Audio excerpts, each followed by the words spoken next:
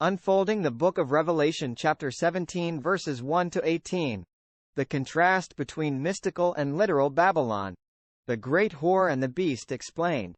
Then one of the 7 angels who had the 7 bowls came and talked with me, saying to me, "Come, I will show you the judgment of the great harlot who sits on many waters, with whom the kings of the earth committed fornication, and the inhabitants of the earth were made drunk with the wine of her fornication."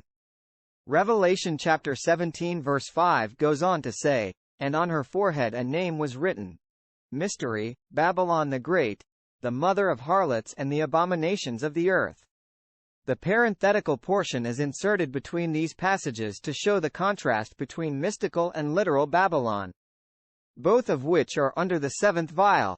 It is an alien passage in subject matter and must be recognized as parenthetical in that it explains the mystery of the great whore and the beast that carries her. Revelation chapter 17 verses 1 to 18.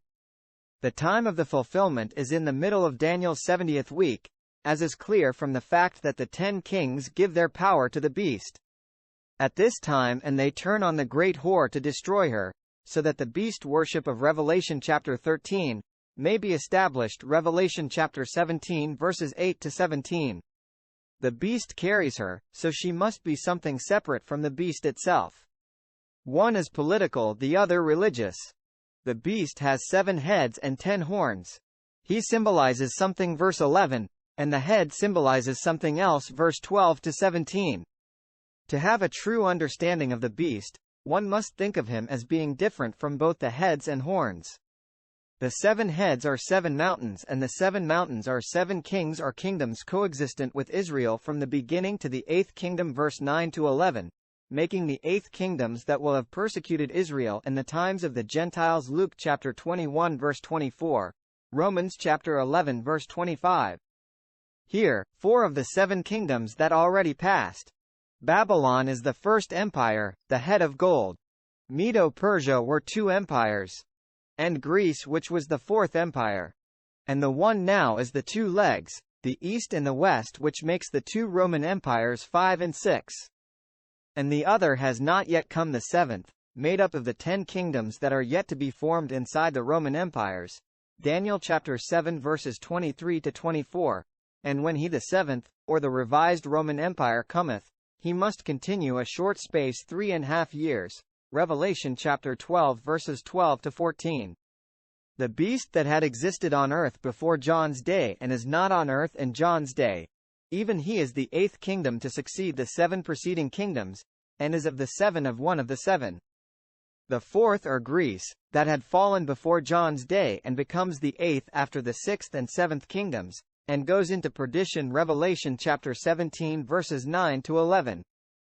Let me remind you, this is where Satan's seat is, and he ruled the earth from Greece, where he dwells. Revelation chapter 2 verses 12 to 13. The 10 horns or the 10 toes are the same as 10 kings or kingdoms. When they come to be during the Great Tribulation, the kings will rule for 3½ years independent from the beast, or the Antichrist, or the 8th kingdoms, which are the same. And the 10 kings will give their power to the Antichrist the last 3½ years of this age. Revelation chapter 17 verses 10 to 17. Also chapter 13 verse 5. This proves the 10 kings have not yet come. They are not here now, but will yet come and fight Jesus Christ at Armageddon. Revelation chapter 17 verses 13 to 14. Also chapter 19 verses 19 to 21. Daniel chapter 2 verses 44 to 45. Also chapter 7 verses 23 to 27. In conclusion, we have the destruction of the great whore, the apostate religious system which dominates the 10 kingdoms, while Antichrist is coming with great power to control them. Verses 16 to 17. The woman in verse 18 is not a political power, for she is not classed as one with the 10 kings of the revised Roman Empire. She only causes the kings and inhabitants of the earth to be drunk with the wine of her fornication. Revelation chapter 17 verses 2 to 4. May the Holy Spirit bless you with the right understanding of these passages. Revelation chapter 18 verses 1 to 24. The new system is now in full action. The Babylon of this chapter undoubtedly includes an actual city that will be rebuilt on the Euphrates, and a politico-commercial system that becomes the means and basis of a new worldwide religious system, by which the beast will be worshipped. Revelation chapter 13. If you recall, the beast brings about his own worship by his control of commerce, or buying and selling. The chief element of Babylon emphasized in this chapter is commerce on a worldwide scale, international or multinational organizations. In chapter 17, the beast and his allies in politico-commercial Babylon destroy religious Babylon, or apostate Christendom. Today there are a multitude of worldwide organizations already devoted to the concept of Antichrist and are also already speaking of the overthrow of the present religious systems including Judaism, Roman Catholicism, and Protestantism. But by contrast in this chapter it is God who overthrows commercial Babylon. The great city of Babylon that will be rebuilt, and the religious Babylon that has caused the world to drink from the wine of her fornication, God will put an end to them. But when the 8 kingdoms, which will be ruled by the Antichrist, come to power in the last 7 years, Satan will come up with a new system in the last 3.5 years. One world government. One world currency. One world religion. When the 10 kings give their power to the Antichrist, he will unite the world under his leadership, as one government. The one currency the world will go by, will be his mark. Under his new system, all will need his mark on their foreheads or right hands to buy or sell. And the world will unite under one religion, the name of it will be Chrislam. All the Christians' churches and the Muslims' mosque will join as one. In these verses we see a tremendous contrast and one that should strike a note of warning and alarm as we conduct our lives in a world that is already so dominated by the mental attitude of commercial Babylon. This mental attitude and control is going to increase, its antecedents and pulls will get worse. We definitely need the perspective of these verses 20 to 24 along with obedience to verse 4. The world weeps over the destruction of Babylon and the loss of its material luxuries. For the worldling, this is all he has. He thinks of life as consisting not only in the abundance of the details of life but also in possessing the luxuries of those details.